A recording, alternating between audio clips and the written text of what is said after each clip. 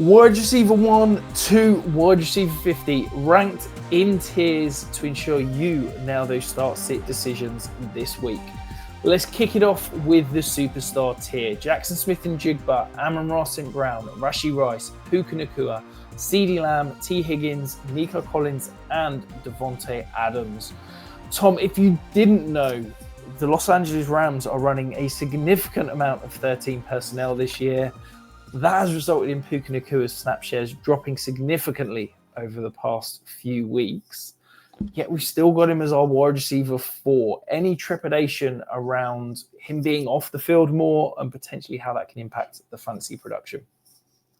Yeah, definitely. And it'd be naive to not do when he's finished as wide receiver 15 and wide receiver 16 in PPR formats over the last 2 games.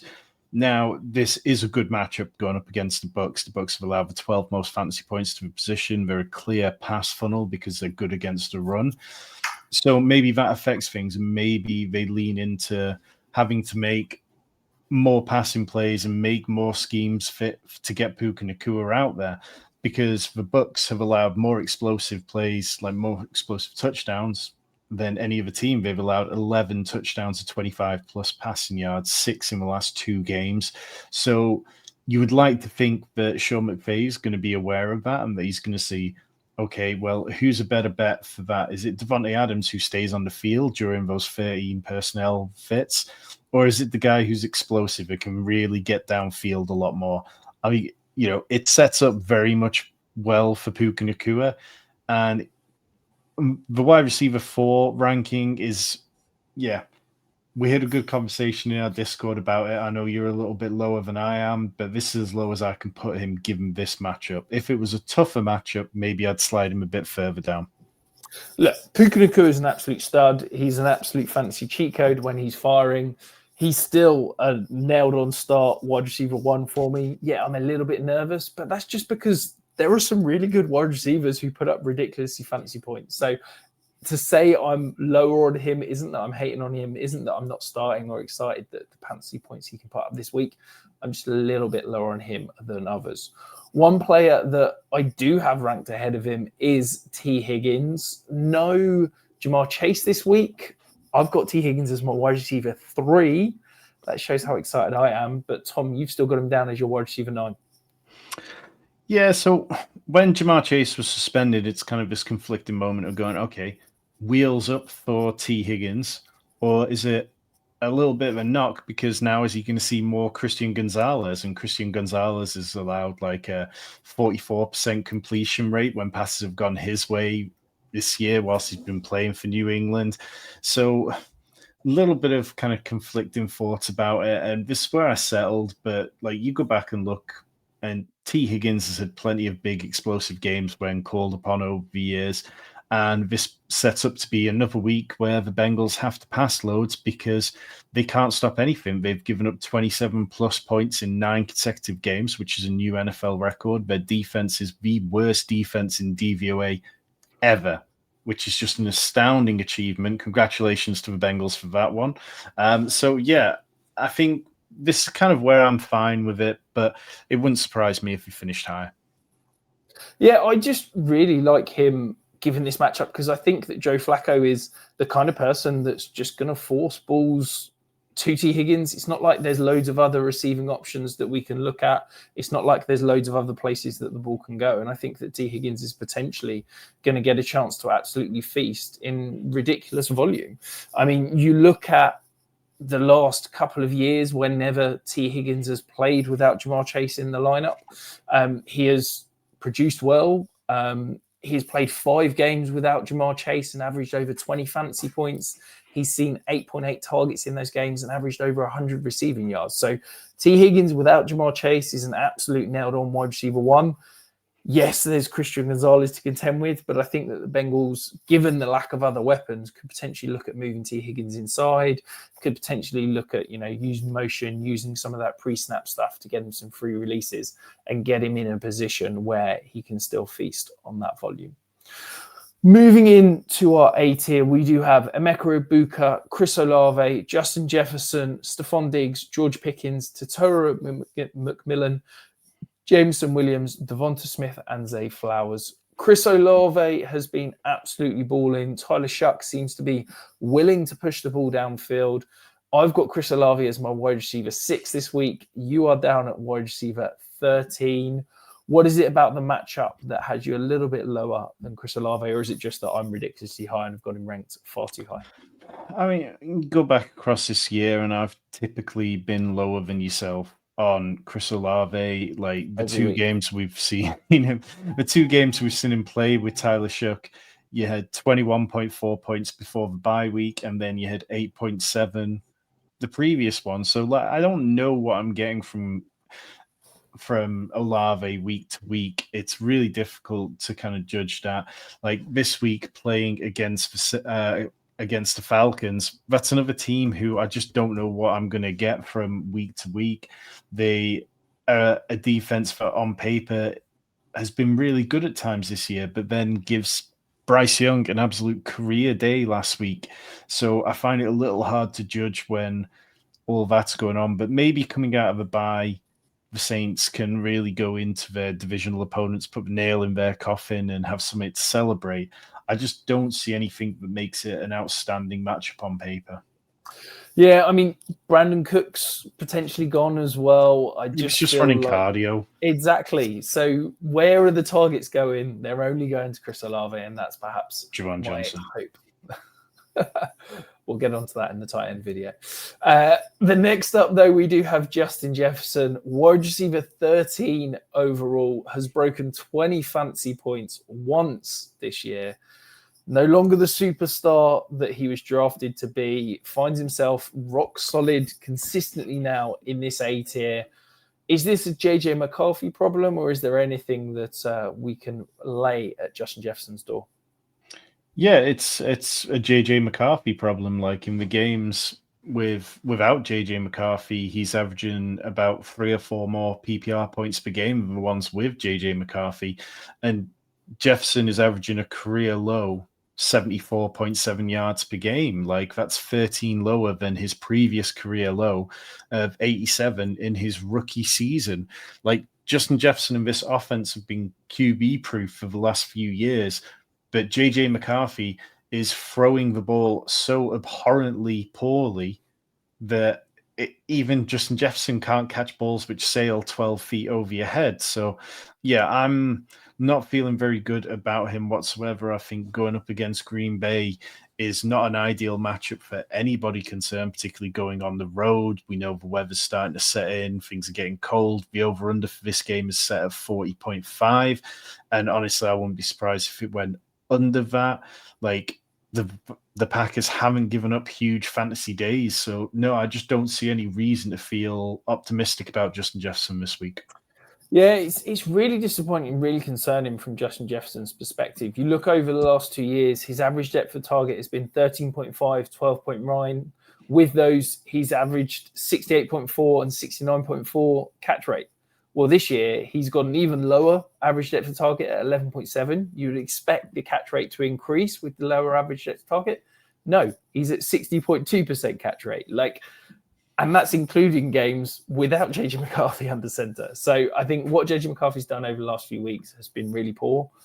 The volume is there, the targets are there, but at the moment, the catches, the yards, the fantasy points aren't. So yeah, I hope Justin Jefferson can turn it around. I hope JJ McCarthy can turn it around. But until he does, sadly, Justin Jefferson is just a wide receiver 2 for fantasy. One player who has turned it around quite significantly in the last couple of weeks. Is it just one of those things, 2 good weeks in a row, or is this Dan Campbell sprinkling some magic pixie dust? Jameson Williams is back as a surefire start in our second tier. Tom, do you think he can make it 3 good weeks in a row? Well, it's set up so well for him with Sam Laporta going on IR, which just I think took a lot of us by surprise. Jameson Williams now has been above a 16% target share in each of the last 3 games, whereas before that he only had 2 games over that mark for the first 7 weeks of the season. Dan Campbell seems to be pushing these crossing routes to Jameson Williams, which he's so elite at because he just gets a full head of steam and gets going. The Giants, they're banged up in their secondary. They're heavy underdogs here. And sometimes you can worry about a team going, okay, well, are we going to see the passing volume that we need to when we're heavy favorites? But that's never been the case with the Lions. They're always happy to just keep their foot down and absolutely destroy an opponent. The Giants have given up the 11th most fantasy points to the position. They ranked 23rd in pass defense. I just think Jameson Williams is a very easy click this week. Yeah, and one player who is consistent but frustrating this year, Zay Flowers. Since week 1, he has been between 10 and 15 fantasy points, 7 of the 9 weeks. We talked ad nauseum last week about how consistent he is, but how there is not the ceiling and the upside. And then he goes and does it again. 11.3 fantasy points this week. Do you think that this is just the new norm with Zay Flowers? Or do you think that now Lamar Jackson is getting back his sea legs under him, he's getting back healthy? Are we going to see some upside and some potential fun from Zay Flowers in what is expected to be a good matchup against the weak Jets secondary? Yeah, I mean, I love Zay Flowers. Very much a pro Zay Flowers person, but it's incredibly infuriating to watch a player dominate target share but not be able to find the end zone. And the fact that his target share counts for absolutely nothing. He's had 35% of the team's yards. He's got a 26% target share. Take a guess how many end zone targets he's got this year. 3. 1. Tylan Wallace has 3. Zay Flowers has 1 all season. And that's so painful. You see him chased down last week from behind. I feel like he could have got there, but he didn't make it in. And you just know, once he gets to the red zone, the Ravens offense is stunk in the red zone. They're a bottom 5 team in red zone offense right now. So counting on that is not good enough. And Zay Flowers, yes, he has to start breaking some plays. And it would be nice to see against the Jets defense at home when they're such heavy favorites. I don't get it at all. Look, Todd Monken has forgotten more about football than I could ever dream to know. But I don't get the obsession with the bigger bodies in the red zone. Like Zay Flowers is shifty. He can consistently get open.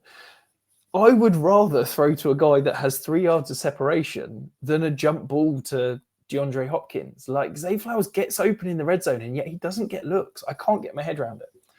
Yeah, and the Ravens offense is just completely broken. And if they want to avoid going out in the first round of playoffs, it starts by figuring that out very damn quickly. Absolutely. Before we move into the B tier, though, if you are finding this for the first time, do us a solid, hit that subscribe button. We do these rankings videos every single week of the season. And then in January, it kicks off big time. The off-season starts, we get Dynasty, we get Best Ball, and we get you set up to win some championships next year. In the B tier, we do have AJ Brown, Rome Odunze, Michael Pittman, Michael Wilson, Wan'Dale Robinson, Jawan Jennings, DK Metcalf, Christian Watson, Alec Pierce, and Romeo Doubs.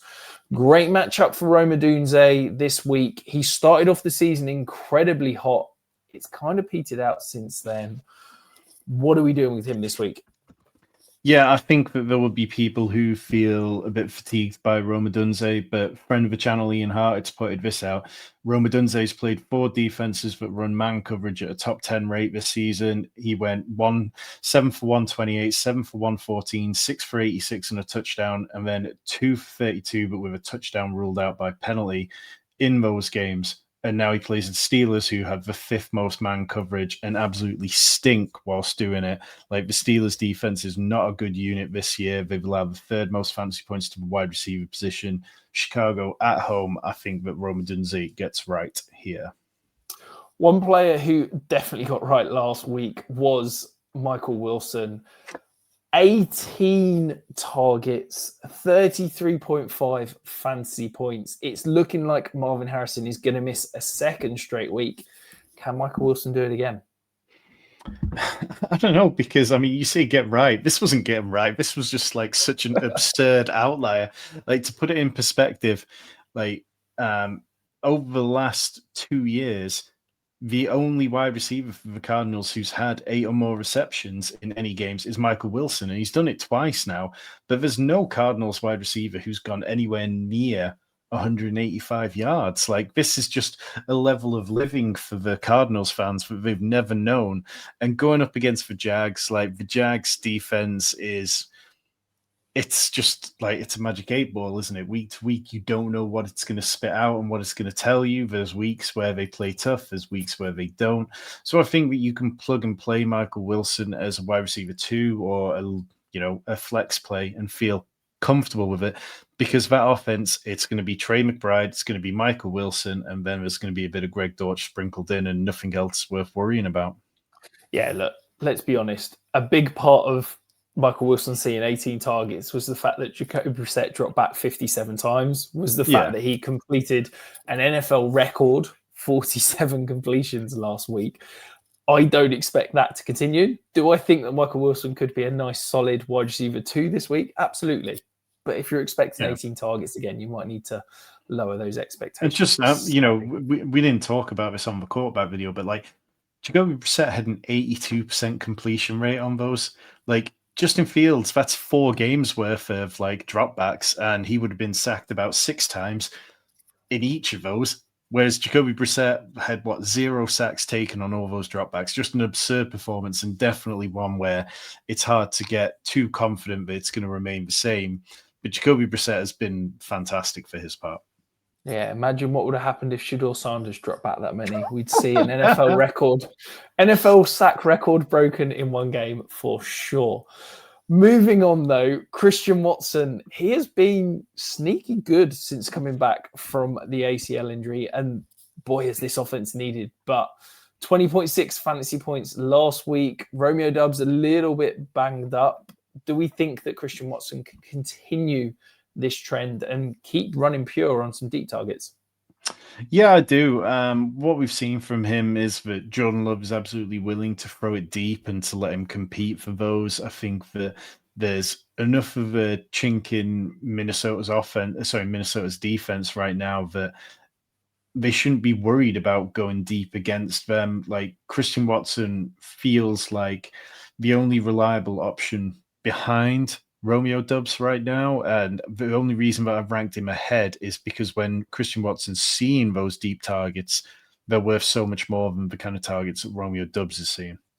Yeah, and Alec Pierce has been a really nice surprise. He is the wide receiver 38 in points per game. He's been over 14 points 3 of the last 4 weeks. We've got him in here at the back end of the B tier. Do we think there's some potential for him to catch another couple of deep bombs and have a nice fantasy day this week? Yeah, like when I was putting the rankings together, I did kind of look at Michael Pittman and Pierce and think maybe I should be flipping them. And maybe that's something that I'll come back to as the week goes on. But going up against the Chiefs on the road in Arrowhead, it is a little bit tricky to imagine Daniel Jones having perhaps his best game. Like, the stats for him, like when he's been pressured over the last couple of games, have been really poor. Like, he's a 16% turnover worthy play rate, 40% pressure to sack rate. So maybe it benefits Michael Pittman more if he's trying to get the ball out quickly. But Alec Pierce, for his part, target shares of 29%, 16%, 24%, and 26% over the last 4 weeks. Over those games, he leads for Colts in targets at 34 and in receiving yards per game, averaging 90 yards per game, which would rank the 4th highest in that spell. And the points per game that he's holding over that 14.9, that would be the equivalent of wide receiver 12 this year. So, yeah, there's a very solid argument to make. He should be a little bit higher, but given the opponent, given the setting, I just find it a little bit of a struggle this week. And I think maybe it does set up better for Michael Pittman. In the C tier, we do have Khalil Shakir, Jordan Addison, Jacoby Myers, Xavier Worthy, Trey Tucker, Ricky Pearsall, Tez Johnson, Matt Collins, Parker Washington, and Darnell Mooney. Much was made of the Jacoby Myers trade. The Jaguars got a lot of people throwing shade at them, but I have to say, Jacoby Myers did something that no other Jaguars wide receiver has done so far this year. That is being willing to go over the middle and make some catches on in-breaking routes. He saw a nice 30% target share last week and had a solid day, 11.4 fantasy points. Do you think that he can continue winning on these in-breaking routes and bring a new dimension to this Jaguars offense? Yeah, I think he'll do fine. I don't really have tons to say on Jacoby Myers. Like, the Cardinals' pass defense ranks 21st. Jacoby Myers had 64 yards, 41 yards in his last 2 games. That's better numbers than he produced for the Raiders over the last 4 games he played with them. Parker Washington saw his target share drop off significantly. So if that continues like that way, then maybe Jacoby Myers can be the wide receiver 1 for the rest of the way. I'm not expecting Brian Thomas to play again this year. Ricky Pearsall came back last week, and got some good cardio in. 41 snaps, 23 routes run, but only 2 targets, and the 1 solitary fantasy points. Do you think that was just a get back into the swing of things week, and do you expect him to see a higher target volume this week? I don't know, and I was quite disappointed because it's set up well for him. Like, he's played well against zone coverages, and that was the kind of the match which was in front of him, but it just didn't materialize. Week 2 when he played against the Cardinals, he'd absolutely roasted them for like 19 points, and then last week just didn't seem to involve him whatsoever. Brock Purdy threw the ball 26 times, and he only threw it to Pearsall for one catch, 0 yards. Now, against 2 high safeties, like, that's what he's gonna face a little bit of this week. That's a coverage which he's not played particularly great against. Like, his average yards per out run is 2.15, and that kind of drops down to 0.93. So I don't know whether this is a great game for him, but if you can't do it against the Panthers at home on Monday Night Football, then I'll have some real concerns. Michael Penix is done for the year. Drake London is dealing with a PCL injury. I'm not sure if he's going to make it back this year. Does that open up for Darnell Mooney, who so far this year has not broken 10 fantasy points, is averaging 4.8 points per game, but historically has had a decent connection with Kirk Cousins? Yeah, and Darnell Mooney, he's seen target shares of 32%, 24% over his last 2 games. So even though the points haven't come, I think that they've kept him involved and they've wanted to get him going. And last year, he absolutely cooked with Kirk Cousins to the point that I drafted plenty of Darnell Mooney in best ball this year, thinking, well, surely that rapport will carry on with Michael Penix. And it's just been an absolute stinker of a season.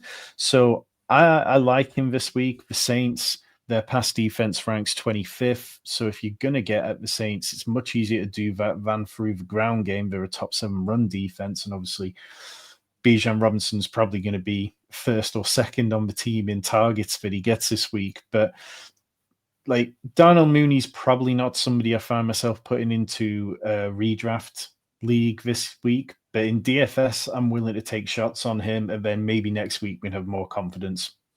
Yeah, my concern is that Kirk Cousins' arm is completely gone. Maybe it comes back a little bit more this week when he's getting more reps in practice, getting that repetition in. But it looked pretty noodle-armed last week, and Darnell Mooney thrives pushing the ball downfield. So I'm nervous. I'm certainly not too excited. And as you say, chucking him into any redraft leagues. But if you need a dart throw, why not? Because he's the kind of player that can take one from anywhere to the house. Before we dive into the detail, though, if you do have any start-sit questions, you're agonizing over that final flex, make sure you get it in the comments below. Tom and I will offer our thoughts, our opinions, and make sure you set the right lineup. In the D tier, we do have DJ Moore, Jerry Jeudy, Rashid Shaheed, and Josh Downs. Jerry Jeudy has started to turn his season around over the last few weeks, but we've obviously got the change at quarterback under center. Are you expecting good things, or are you nervous that Shedeur Sanders not going to be able to get the ball out at all for Jerry Jeudy to put up any points? The most interesting part of this game for me is how many sacks do Myles Garrett and Max Crosby combined for, because that number could be over-unders set at 10 or something insane. But like, the Raiders, they've allowed the 9th most fantasy points to the wide receiver position. They rank 22nd on pass defense CPA. So like, the potential is there. We talked about on the QB video how Shedeur Sanders was willing to drive the ball a bit further downfield than Dylan Gabriel's been willing to do so at any point this season. The commentary team on that game against the Ravens kept making the point that Shedeur Sanders is a taller quarterback than Dylan Gabriel, so he sees things a bit better. It gives the potential for that sort of stuff. Now, with that said, Jerry Jeudy leads the league with 9 drops. He's been much better against man coverage than zone this year, and the Raiders lead the league in zone coverage. So maybe it's not a perfect matchup, but I think if you've got Jerry Jeudy, I'd be willing to hold him another week and just see what this kind of relationship looks like and whether it's going to be at all fantasy viable going forwards. One player that I'm fascinated to see if he is fantasy viable going forwards kicks off our E-tier. We've got Andre Yoshivas, Greg Dortch, Jaden Higgins, and Xavier Leggett. Andre Yoshivas, we've got no Jamar Chase. Could this be the Yoshivas breakout week?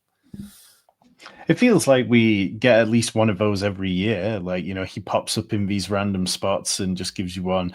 Last year it was week 14, and he had 8 targets, 36 yards, which obviously wasn't ideal. You go back the year before, and that was kind of like, the Bengals were dealing with a lot more injuries at that point, and he had 4 different games where he scored touchdowns, including that game early on against the Chiefs where he had 2 touchdowns. Like, Yoshi, he has these moments. He's kind of one of those players that's great to take in best ball for a 20th round pick, but I don't think there's any chance that I'll be rostering him because you're just going to be dropping him straight away next week when Jamar Chase is back. Yeah, he feels like purely a dart throw in DFS. If you're looking for a high upside GPP play, maybe someone like Yoshi is the guy there. In the F tier, we do have Cooper Kupp, Tyler Lockett, Luther Burden, Cedric Tillman, and Marquise Brown. Every week I watch the games, I go away and look at it, and I'm coming away more and more impressed with Luther Burden, but he just can't seem to get on the field. Only a 44% snap share last week, but it's increasing gradually. Do we think that we could see Luther Burden start to earn more snaps, start to earn Ben Johnson's trust, and maybe could be the rookie breakout down the stretch? Yeah, well, I mean, last week they went away from the 11 personnel looks that they'd used so heavily. Like, I believe Josh Norris of Underdog put this out, but like over weeks 1 to 10, they'd played 11 personnel with 3 wide receivers 60% of the time, weeks 1 to 10. Then last week, they were leaning more into 2 tight end sets. So it's always going to be difficult for him if there's only 2 wide receivers on the field. Now, he did play the wide receiver 3 role ahead of Olamide Zaccheaus, 61% route share, 18% target share, and 23% targets per route run. So, like, there is some glimmer of hope there, and I think he is worth rostering. The Steelers have allowed the 3rd most fantasy points for the wide receiver position. They just stink. So maybe this is a week where, again, we're talking deeper leagues, we're talking DFS, but I'm not dropping Luther Burden yet. No, absolutely. I think if you were to say a rookie out of nowhere that comes out fire and wins you a league, I think Luther Burden's got to be the number 1 pick outside of the top 3 or 4 rookies, wide receivers. But that is it. On your way out, make sure you're hitting that hype and the thumbs up button. And of course, make sure you're checking out all of the other content that we have released this week.